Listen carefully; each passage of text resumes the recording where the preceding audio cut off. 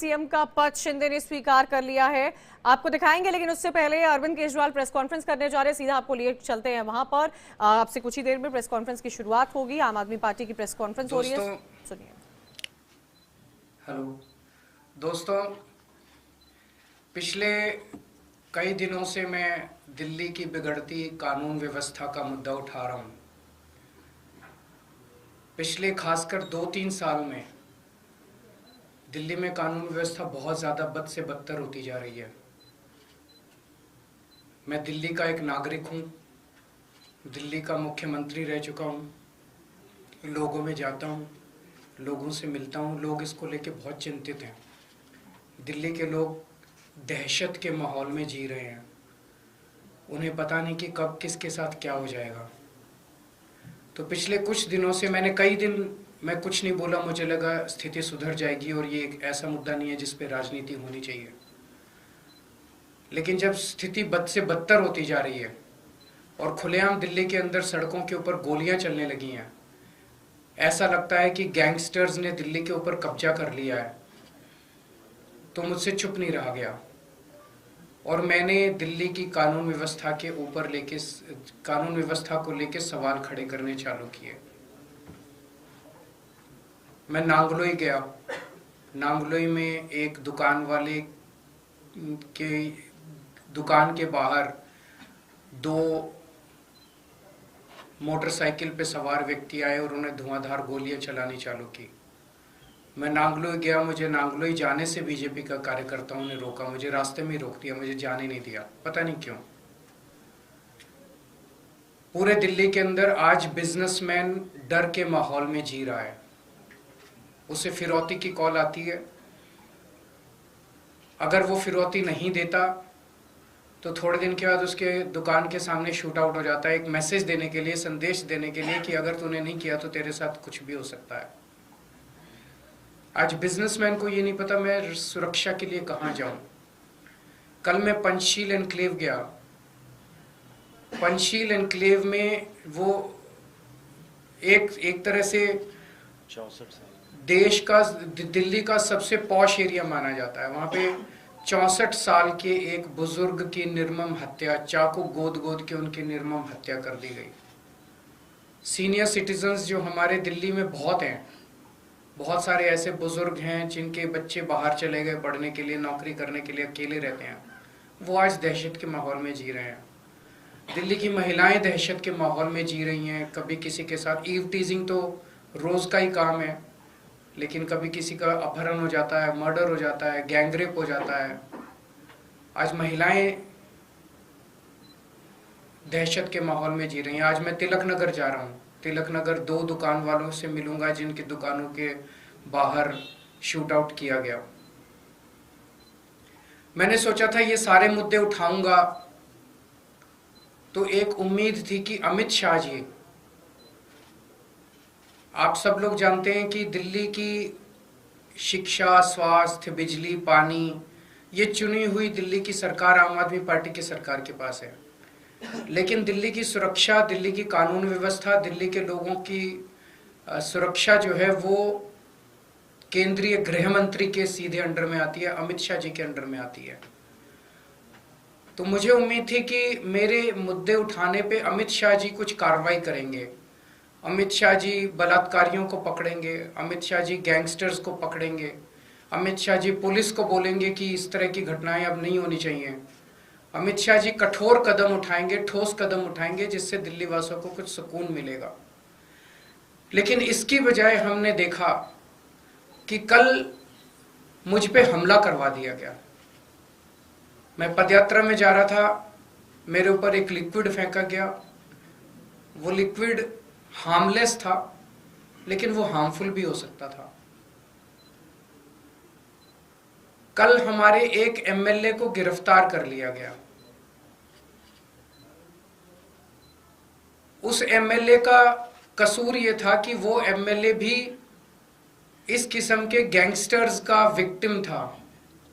उसके पास भी फिरौती की और अलग अलग तरह से गैंगस्टर्स की कॉल्स आ रही थी। आज से 1.5-2 साल पहले उसके पास कई सारी कॉल्स आई जिसकी बाकायदा उसने लिखित शिकायत दिल्ली पुलिस को की कि मेरे पास कपिल सांगवान उर्फ नंदू नाम के गैंगस्टर की बार बार कॉल्स आ रही हैं, मुझे धमकियां मिल रही हैं, मेरे परिवार को धमकियां मिल रही हैं, मुझे उनसे बचाइए। मैं उनके एक कंप्लेंट, आप उनकी कंप्लेंट सुनोगे तो आपका भी दिल पसीज जाएगा।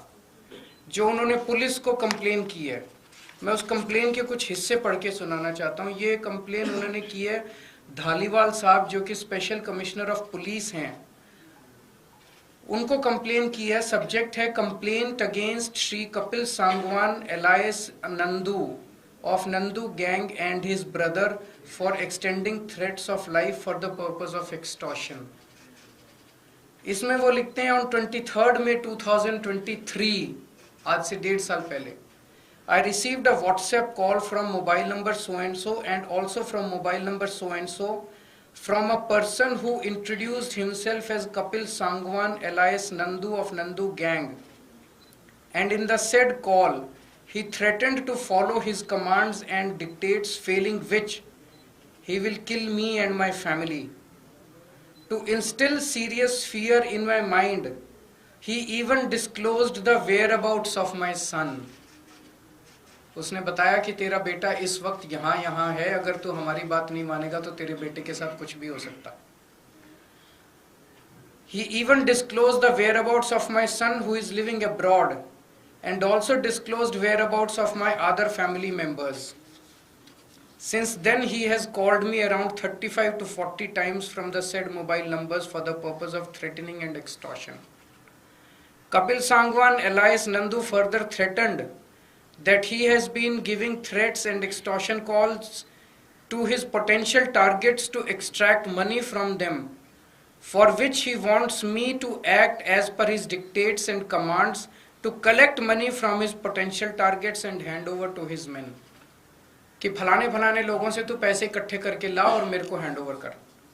Since I refused to do so and disconnected his phone, Kapil Sangwan has given WhatsApp call to me number of times and has been pressing for his above said illegal demands and dictates, and has finally conveyed in his last call that he has started extortion calls using my name also. In planning of extortion from his potential targets, Kapil Sangwan wants me to contact his potential targets to convey message of extortion for demand of money and to collect extortion money from his targets. He has also been threatening that if I further refuse to do so, he will instruct his gang members to eliminate me and my family. I have clearly refused to follow the said illegal dictates and have finally decided to bring the matter to your knowledge to protect the potential targets from the illegal acts of said persons. बड़ी लंबी चिट्ठी है, मैंने कुछ portions पढ़ के सुनाया।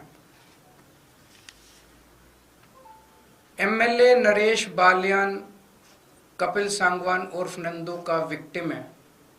वहां से उनको इस तरह की कई धमकियां आई और उन्होंने, ये मैंने एक ही चिट्ठी पढ़ी है, उन्होंने कई चिट्ठियां दिल्ली पुलिस को लिखी कि इसके ऊपर कार्रवाई की जाए, मुझे लगातार धमकियां आ रही हैं। उस पे कार्रवाई करने की बजाय कल दिल्ली पुलिस ने नरेश बालियान को गिरफ्तार कर लिया। कल मेरे ऊपर हमला कराया गया। हमारा कसूर क्या था? हमारा कसूर था कि हम लोग दिल्ली की बिगड़ती हुई कानून व्यवस्था की बात उठा रहे थे। कल नरेश बालियान की गिरफ्तारी से अमित शाह जी ने दिल्ली की जनता को क्या संदेश दिया है? उन्होंने सीधा सीधा संदेश दिया है कि अगर तुमने कंप्लेन करने की कोशिश करी, अगर तुम्हारे साथ कुछ भी होता है और तुमने कंप्लेन करी, तो तुम्हें ही, तुम्हारे ऊपर हमला भी कराया जा सकता है, तुम्हें गिरफ्तार भी किया जा सकता है। कंप्लेन करने की हिम्मत मत करना। ये सीधा सीधा मैसेज है। गैंगस्टर्स को क्या संदेश दिया अमित शाह जी ने? कि मैं हूं तुम्हें बचाने के लिए, चिंता मत करना। कोई कंप्लेंट आएगी, कंप्लेनेंट की ऐसी तैसी कर देंगे, कंप्लेन करने वाले की ऐसी तैसी कर देंगे, तुम चिंता मत करना, मैं बैठा हूं गृह मंत्रालय में तुम लोगों को बचाने के लिए। कौन बचाएगा फिर लोगों को? लोग किसके पास जाएंगे? लोग किसके पास कैसे शिकायत करेंगे फिर लोग? मैं अमित शाह जी से कहना चाहता हूं कि अगर आपके अंदर हिम्मत है तो आप इन गैंगस्टर्स को गिरफ्तार करके दिखाइए। बच्चा बच्चा दिल्ली का जानता है कि दिल्ली के अंदर कौन कौन गैंगस्टर्स ऑपरेट कर रहे हैं। अगर हिम्मत है तो उन गैंगस्टर्स को गिरफ्तार करके दिखाइए। दिल्ली के अंदर जो मर्डर कर रहे हैं उनको गिरफ्तार कीजिए। दिल्ली के अंदर जो बलात्कार कर रहे हैं, अपराधी घूम रहे हैं, उनको गिरफ्तार कीजिए। मेरे ऊपर हमला कराने से, मेरे एमएलए को गिरफ्तार करने से क्या दिल्ली की महिलाएं सुरक्षित हो जाएंगी? मेरे ऊपर हमला कराने से, मेरे एमएलए को गिरफ्तार करने से क्या दिल्ली के बिजनेसमैन सुरक्षित हो जाएंगे? मेरे ऊपर हमला कराने से, मेरे एमएलए को गिरफ्तार करने से क्या दिल्ली के नागरिक, सीनियर सिटीजन सुरक्षित हो जाएंगे? अब दिल्ली की जनता अमित शाह जी आपसे ठोस कदम की उम्मीद करती है। अगर आपके कोई क्वेश्चंस हैं तो बता दें। कल जो आप पर हुआ उसके बाद ये भी कल आपने परसों जो है वो एक बड़े गैंगस्टर का नाम लिया था, आपने विधानसभा के अंदर कहा था, क्या उसको भी आप लोग जोड़कर देख रहे हैं क्या? मुझे नहीं पता, पर मुझे तो बताया गया कि वो तो बीजेपी का मेंबर है। दिल्ली विधानसभा चुनाव होने सर आप पदयात्रा निकाल रहे हैं, दूसरी तरफ बीजेपी परिवर्तन यात्रा निकालने की बात कर रही है दिल्ली में। निकालने दीजिए सबको। देश जनतंत्र है और स्वाधीन देश है, सबको अपनी अपनी यात्रा निकालने का अधिकार है। सर, विधानसभा चुनावों की अब सुगबुगाहट शुरू हो गई है, गठबंधन की लगातार बातें चल रही हैं, तो क्या दिल्ली में कोई गठबंधन नहीं होगा। Thank you. तो सुना आपने दिल्ली के पूर्व सीएम अरविंद केजरीवाल को, जिन्होंने साफ तौर पर गृह मंत्रालय अमित शाह पर आरोप प्रत्यारोप करते हुए कई अहम बातें बोली हैं। दिल्ली की जनता क्या सुरक्षित है, इसको लेकर सवाल उठाया है। दिल्ली में कारोबारी क्या सुरक्षित है, इसको लेकर भी सवाल उठाया गया है। लगातार जो देश की राजधानी दिल्ली में क्राइम की वारदातें बढ़ती जा रही है, सुरक्षा को लेकर एक अहम मुद्दा बनाते हुए गृह मंत्रालय से सवाल किया है, अमित शाह से सवाल किया है और कहा है कि बीजेपी ने कल मुझ पर हमला करवाया है, जिसकी तस्वीर लगातार हम आपको दिखा रहे थे। और इसी को लेकर, कानून व्यवस्था को लेकर अरविंद केजरीवाल का बयान सामने आया है। दिल्ली के बाद अब बात